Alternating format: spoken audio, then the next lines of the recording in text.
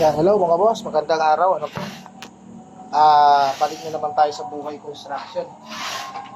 Yan, bago tayo magpalitada, mag-layout na naman tayo. Dahil ito na lang na halos ang papalitadahan natin ito side na to. Saka yung labas na kapiraso dito sa may bintana. So, lagi nang itatandaan mga boss sa pag-layout.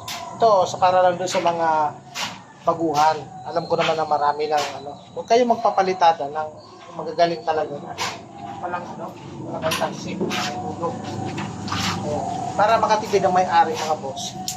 Ang gagawin nyo, ang gagawin natin, kukunin natin yung pinakamanipis na part ng hulog sa palitada. Pinakamanipis natin dapat 2 cm galing sa hollow blocks. Tapos doon huhulugan natin. Gamit tayo ng hulog mga boss. Ayun. Yung iba naman magagaling na, alam naman nila gagawin. Ito para lang doon sa mga baguhan. Kung ano ba, nagpa-practice pa lang kayo ng palitada, sa mga labor. Ayan, sa mga labor, kung sa mga maso na marurunong. Ayan, kunin yung pinakamanipis, 2 cm, dapat ang pinakamanipis natin plastering. Huwag na yung, pagka kasi 1 cm lang, masyado manipis yun. Hindi maganda. Ito, 2 cm, iba nga, dapat 1 inches yan eh. Pero pwede na sa akin po, pwede na 2 cm kung titipid tayo. Para hindi magastusan ng maraming semento yun. Hindi maraming semento. Ito po sa mga labor lang, hindi sa mga tansihan nyo po yung paikot na ganyan, tansi na po yan. Kung yung pinakamanipis, tulugan nyo. So, kukunin nyo, saan yung pinakamanipis. Kailangan parehas siya sa ibabaw. At yun yung mga boss. Hindi ko pa hinulong, hindi ko pa inalim, pero parehas na. Nasa hulog na. Mabila naman tayo. Hindi ko na nakita na isinapit ko ito eh. Walang naniniwala sa atin na ano yun. Baka sabihin nila, hinulugan mo na yun ako pag binidyo. Ito po, ayaw niya akong sumati. Hulog na. Ay, nako mga boss.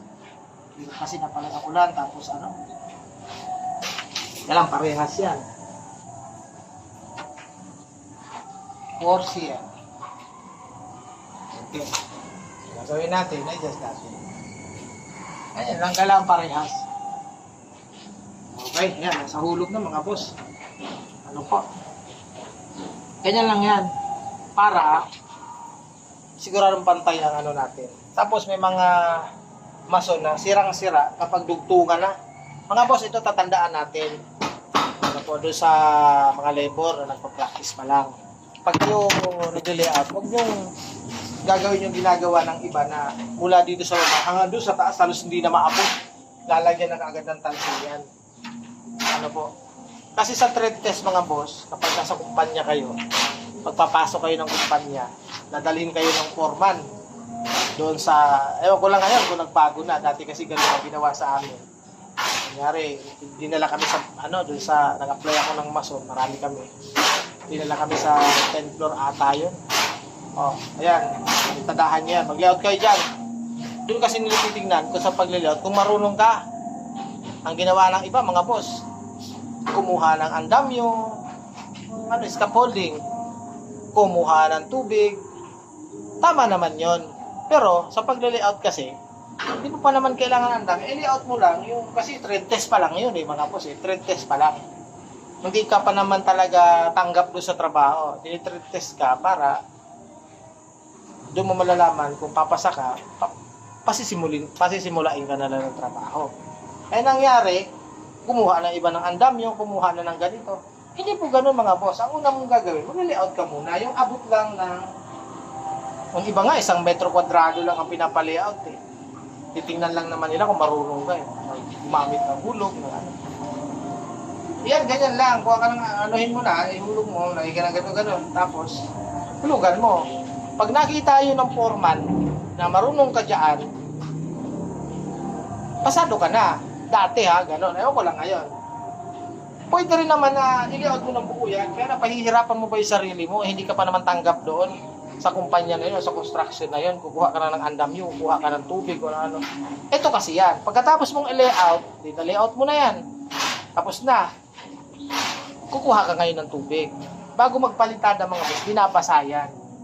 tatandaan natin, papasain nyo yan. Kasi pag hindi nyo yan binasa, pinalitadahan nyo diretso yan, bagsak na kayo, hindi kayo papasa dun sa mga nagtitrinte sa inyo ng format. Gagawin nyo dyan, pag nalayout nyo na, basahin nyo. Bawal din na una ang basa bago mag-layout. Dapat i-layout nyo muna, gusto nyo basahin. Paano ngayon? Ano pa gagawin? Pag nabasa nyo na, hindi naman kailangan ang dami kasi abot nyo naman yan. Maliban na lang kung nasa taas. Pwede na kayo magsimula magpalitada. Titingnan naman nila kung talagang masun kayo o ano. Di, kung marunong kayo doon, tatanggapin nila. Ganun lang po yun. Huwag po yung mag-practice ka pa lang, buwan na ng andam nyo, kung hindi ka matanggap, di sayang lang yung pagpapagod mo. Mag-layout ka lang naman. Ganyan lang po. Yung abot nyo lang doon sa mga baguhan, sa mga labor. May nakita din ako sa vlog na susunod tatalakayin natin yung tungkol sa pag-layout ng tiles. Kesyo, pag nasa poste daw meron kasi silang na pag nasa poste daw, nasa gitna daw yung poste, kailangan daw ganito yung tiles,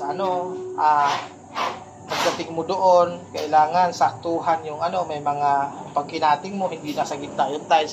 Mga boss, hindi natin pwedeng gawin yan. Hindi naman kasi pwedeng sundin mo sa pag-layout mo yung poste. Lalo na kung ang bahay na ginagawa mo, wala namang plano. Sa pag-layout ng tiles, mga boss,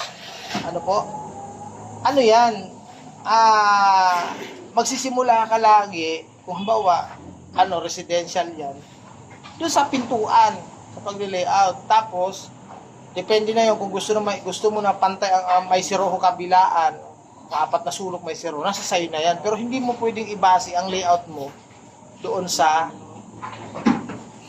poste sa gitna. Tatandaan po natin yan. Susunod talakayin natin. Okay, shout out. Ingat.